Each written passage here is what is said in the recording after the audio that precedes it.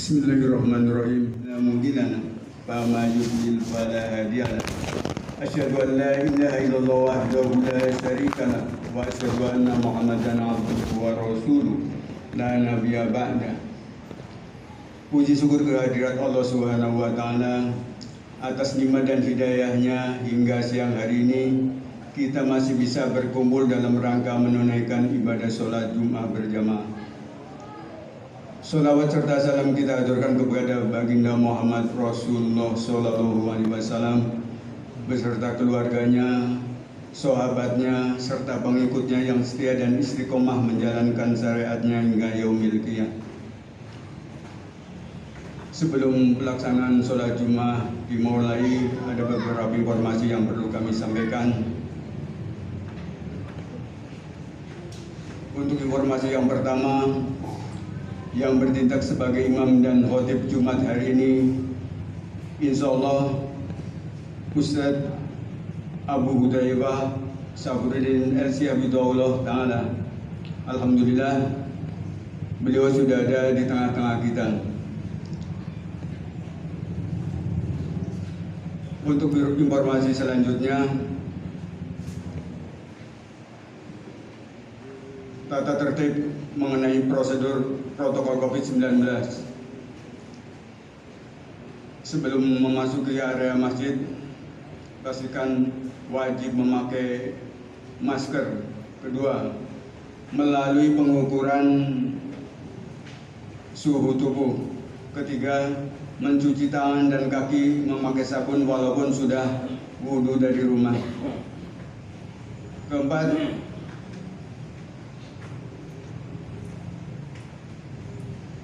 mencuci tangan menggunakan hand sanitizer sebelum masuk masjid.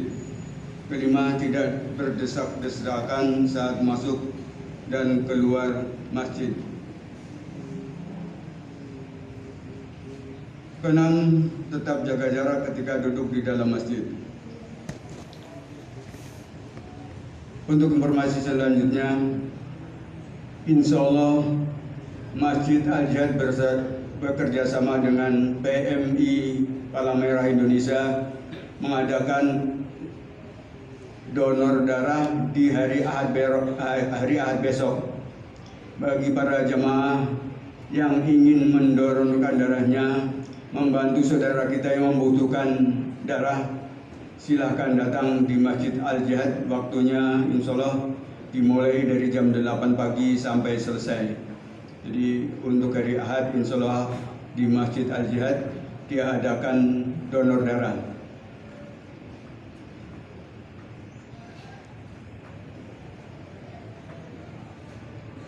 Untuk informasi selanjutnya, kita nggak bosan-bosannya untuk mengingatkan para jamaah sekalian untuk parkir kendaraan roda 4 diposisikan di jalan pinggir kali dan di jalan beruang 10 dan tidak dibenarkan pada saat hari Jumat untuk parkir di depan masjid, karena di depan masjid jalan yang untuk keluar masuk warga supaya tidak mengganggu kelancaran lalu lintas warga yang lewat. Jadi mohon kiranya untuk roda 4 tetap posisi parkir di pinggir kali dan di jalan beruang 10. Untuk kendaraan roda 2 motor pastikan di depan masjid. Mohon untuk ketertiban kita semua parkir lebih tertib supaya bisa menampung kendaraan roda 2 karena keterbatasan tempat. Dan insya Allah telah disediakan kotak infak seandainya dari para jamaah kan infak untuk kendaraan bermotor, tafadhol dimasukin ke kotak yang telah disediakan. Demikianlah informasi yang bisa kami sampaikan. Kurang dan lebihnya kami mohon maaf. Billahi taufiq wal hidayah. Assalamualaikum warahmatullahi wabarakatuh.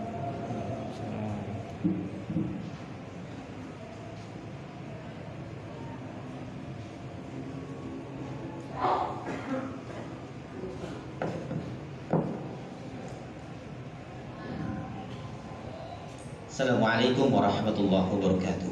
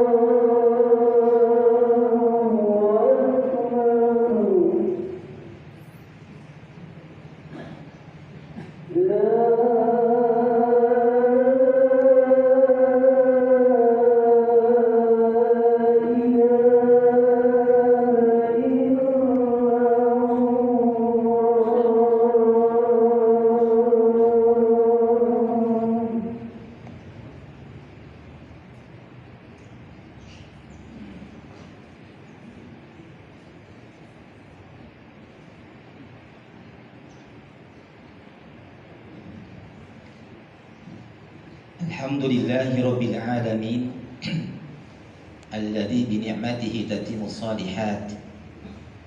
Asyhadu an la ilaha illallah wahdahu la syarika lah, wa asyhadu anna Muhammadan abdullahi wa rasuluhu la nabiyya ba'dah.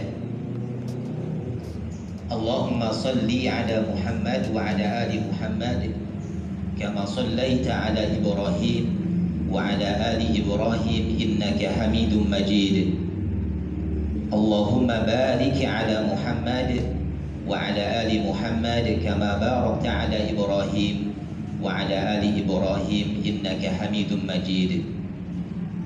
Qala rabbukum Allahu tabaraka wa ta'ala ya ayyuhalladzina amanu taqullaha haqqa tuqatih wa la tamutunna illa wa antum muslimun. أما بعد فإن أصدق الحديث كتاب الله وخير الهدي هدي محمد صلى الله عليه وسلم وشر الأمور محدثاتها وكل محدثة بدعة وكل بدعة ضلالة وكل ضلالة في النار. Jamaah salat Jumat rahimani wa rahimakumullah. Di antara ulama besar yang pernah dimiliki oleh umat ini dari sahabat Nabi Shallallahu Alaihi Wasallam, di antaranya adalah Abdullah ibnu Mas'ud radhiyallahu anhu wa ardhah. Beliau seorang sahabat yang sangat faqih terhadap Al-Quranul Karim. Beliau seorang sahabat Nabi Shallallahu Alaihi Wasallam yang paling mengetahui Al-Quran dari sahabat-sahabat yang lainnya. Sehingga Rasulullah Shallallahu Alaihi Wasallam memerintahkan sahabat-sahabat yang lainnya agar mau belajar Al-Quran kepada Abdullah ibnu Mas'ud radhiyallahu anhu, termasuk kepada umat ini. Selain beliau seorang sahabat yang dalam sekali pemahaman terhadap Al-Quran, yang sangat alim terhadap Al-Quran, beliau pun seorang sahabat yang memiliki doa yang mustajab di sisi Allah Subhanahu wa taala berkat doa Nabi sallallahu alaihi wasallam. Sehingga Imam Ahmad di dalam kitab Musnadnya beliau menyebutkan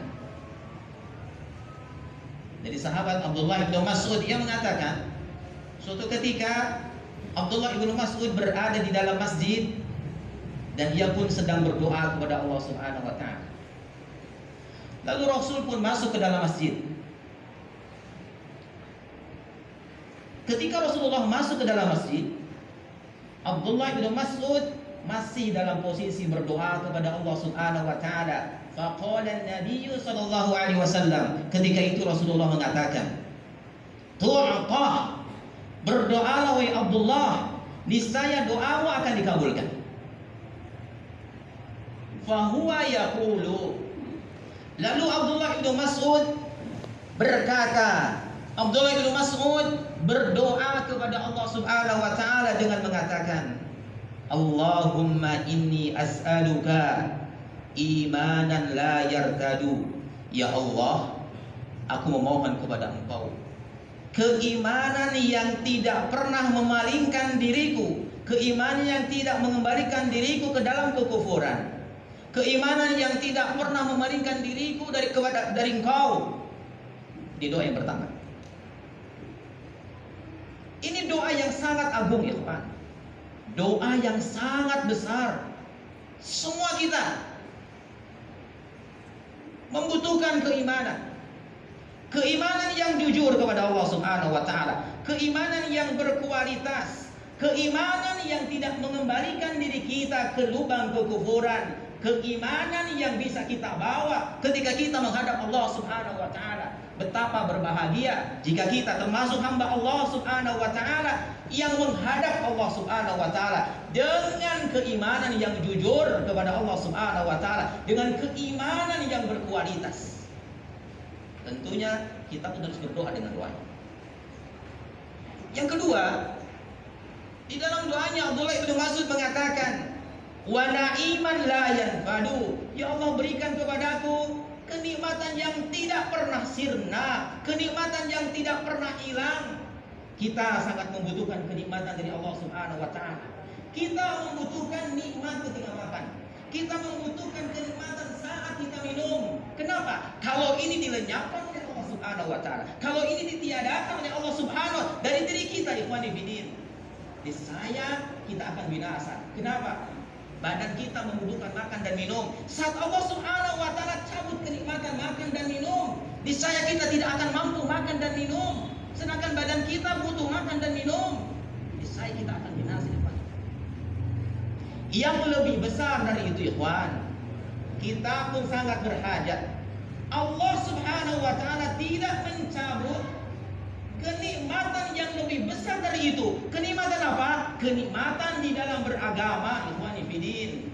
Kita sangat berkeinginan dari Allah Subhanahu wa taala diberikan kenikmatan, nikmatnya kita beribadah kepada Allah Subhanahu wa taala. Kalau kenikmatan ini dicabut oleh Allah Subhanahu wa taala, niscaya kita tidak akan mampu beribadah kepada Allah Subhanahu wa taala. Kita menginginkan kenikmatan iman kepada Allah Subhanahu wa taala. Kita menginginkan kenikmatan manhaj yang lurus, ikhwani fillah. Kita menginginkan kenikmatan akidah yang khalis, akidah yang murni, akidah yang terjauh dari kesyirikan kepada Allah Subhanahu wa taala. Kalau ini dicabut oleh Allah Subhanahu wa taala, kita meninggal dunia tidak membawa kenikmatan ini, ikhwani fillah, niscaya kita akan binasa di negeri akhirat. Permintaan yang sangat agung. Lalu Abdullah bin Mas'ud meminta kepada Allah dengan permintaan yang ketiga. Ini permintaan yang lebih agung lagi. Abdullah bin Mas'ud mengatakan di dalam doanya, apa kata Abdullah bin Mas'ud? Abdullah bin Mas'ud mengatakan, wa murafaqatan Nabi sallallahu alaihi wasallam fi a'la ghurabil jannah jannatul khuld. Ya Allah, aku meminta kepada Engkau, sekiranya Engkau menjadikan aku sebagai sahabat, sebagai teman Rasulullah di dalam surga. Masya Allah, Abdullah bin Mas'ud meminta surga. Yang diminta oleh Abdullah bukan surga yang paling rendah, karena sesungguhnya surga itu bertingkat-tingkat. Tetapi Abdullah bin Mas'ud meminta surga dengan tingkatan yang tertinggi, surga yang paling tinggi, ikhwani fillah, yaitu surga yang akan diberikan oleh Allah kepada Nabi kita Muhammad sallallahu alaihi wasallam. Itu surga yang paling tinggi. Permintaan yang sangat agung. Pertanyaannya, ikhwani fillah, kita semua menginginkan apa yang diinginkan oleh Abdullah bin Mas'ud radhiyallahu an. Kita ingin masuk surga dan tidak tanggung surganya bersama Nabi sallallahu alaihi wasallam. Kita meraih surga yang paling tinggi. Dengan apa kita bisa meraih surga? Dijawab di dalam hadis Rabi'ah ibnu Ka'ab Al-Aslami radhiyallahu an, sebagaimana diriwayatkan Imam Muslim di dalam kisah sahih beliau.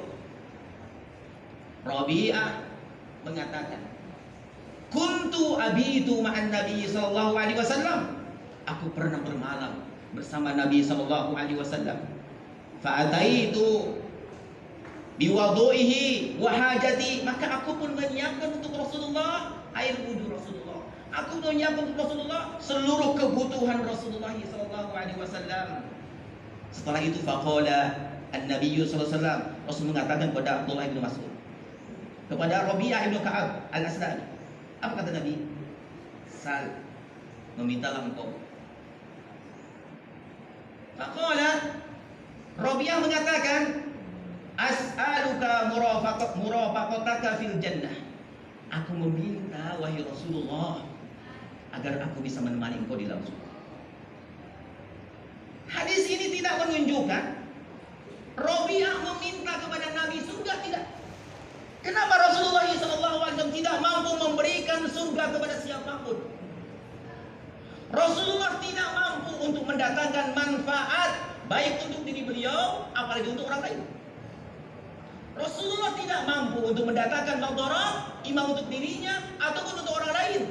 Sehingga Rasulullah dikatakan, diperintahkan oleh Allah Subhanahu wa taala, "Qul," katakanlah wahai Muhammad, "La amliku nafsi, la amliku li nafsi naf'an wala dharran ila ma syaa Allah." Katakan wahai Muhammad, sesungguhnya aku tidak memiliki kemampuan untuk mendatangkan untuk diriku manfaat atau madarat. Rasulullah tidak bisa memberikan surga pada seorang. Jadi apa artinya? Apa arti dari ungkapan perkataan Abdullah bin Mas'ud Rabi'ah kepada Nabi SAW? Aku memohon kepada engkau, aku meminta kepada engkau agar aku dijadikan sebagai sahabatmu di dalam surga. Maka seorang ulama besar, Syekh bin Baz, beliau mengatakan, maknanya adalah Rabi'ah meminta kepada Nabi agar Rasulullah menunjukkan jalan-jalan, menunjukkan sebab. Dengan sebab itu, dengan amanat tersebut, Rabi'ah bisa satu surga bersama Nabi Sallallahu Alaihi Wasallam. Atau penjelasan seorang ulama yang besar, Syekh Muhammad Shalih Al-Munajjid rahimahullah ta'ala, beliau mengatakan maksudnya adalah Rabi'ah meminta kepada Nabi agar Rasulullah berdoa kepada Allah Subhanahu wa ta'ala dengan meminta Rabi'ah dijadikan sebagai teman, sebagai sahabat Rasul dalam surga. Lalu apa jawaban Nabi? Apa petunjuk Nabi Shallallahu Alaihi Wasallam? Jalan apa yang ditunjukkan oleh Nabi Shallallahu Alaihi Wasallam kepada sahabatnya yang menginginkan satu surga bersamanya? Rasulullah mengatakan, fa inni ana nafsika bikatrati sujud, bantulah aku agar keinginanku bisa terwujud. Bikatrati sujud. Al Imam An-Nawawi ketika beliau mensarahkan kitab ini, mensarahkan kitab Sahih Muslim, dalam hal ini ketika mensarahkan hadis ini, Al Imam An-Nawawi mengatakan, fihi al-hasu ila katrati sujud. Di dalam hadis ini ada hasu, ada dorongan, wa targhib li katrati sujud, yakni as-sujud fi shalah, untuk banyak sujud, yaitu sujud di dalam salat. Jadi kita diperintah oleh Nabi sallallahu alaihi wasallam atau Rasulullah mengatakan kepada Rabi'ah agar memperbanyak salat, karena di dalam salat ada sujud kepada Allah Subhanahu wa taala. Tetapi sujud yang seperti apa? Yang bisa menghantarkan kita ke dalam satu kedudukan yang sangat tinggi di sisi Allah Subhanahu wa taala, bahkan kedudukan yang tertinggi di atas kedudukan manusia, masuk surga dengan surga yang tertinggi bersama Nabi sallallahu alaihi wasallam. Sujud yang seperti apa? Tentunya yang pertama, sujud yang banyak. Karena Rasulullah mengatakan bikatrabi sujud, perbanyak salat ikhwani fidin. Di dalam salat kita sujud kepada Allah Subhanahu wa taala. Tidak hanya salat yang 5 waktu ikhwan. Kita banyak sekali diajarkan Rasulullah salat ikhwani fidin. Salat yang mengiringi salat yang 5 waktu. Ada qabliyah subuh, ada qabliyah duhur, ada ba'diyah duhur, ada qabliyah asar, ada qabliyah maghrib, ada ba'diyah maghrib, ada qabliyah isya, ada ba'diyah isya. Ikhwani fidin, itu salat yang mengiringi salat 5 waktu. Atau salat nafilah yang lainnya setelah subuh ikhwani fidin, syuruk, kita bisa melaksanakan salat syuruk. Menjelang kemudian kita bisa melaksanakan salat duha.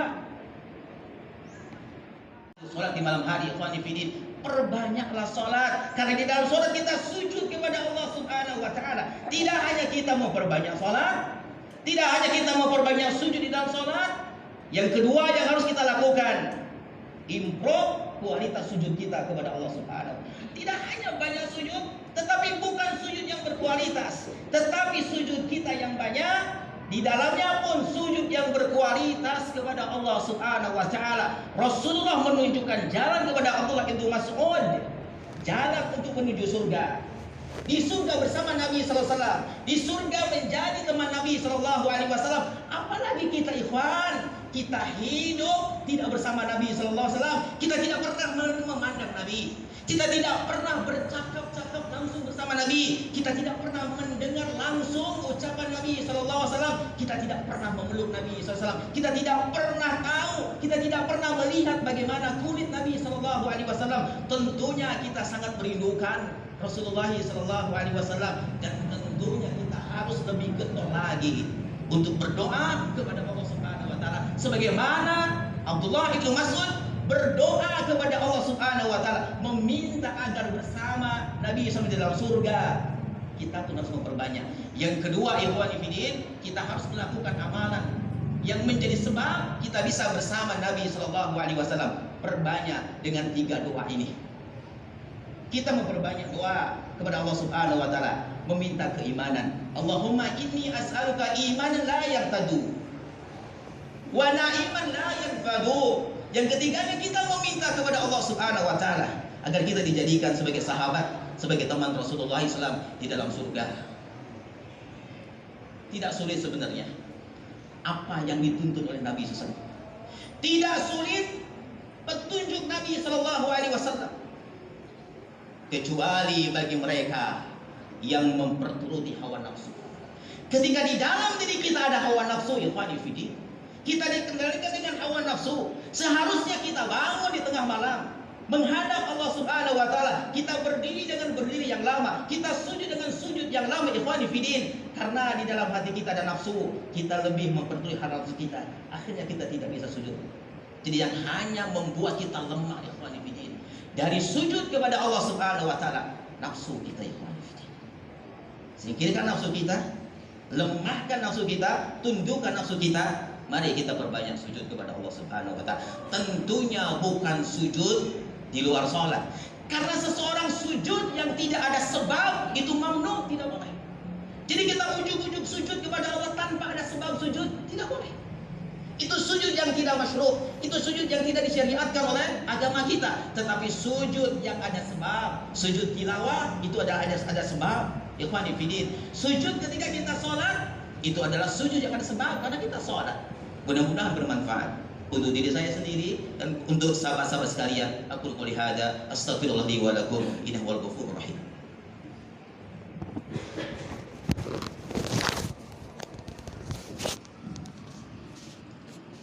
Alhamdulillahi rabbil alamin alladzi amarna bil ittihadi wal i'tisami bihablillahil matin.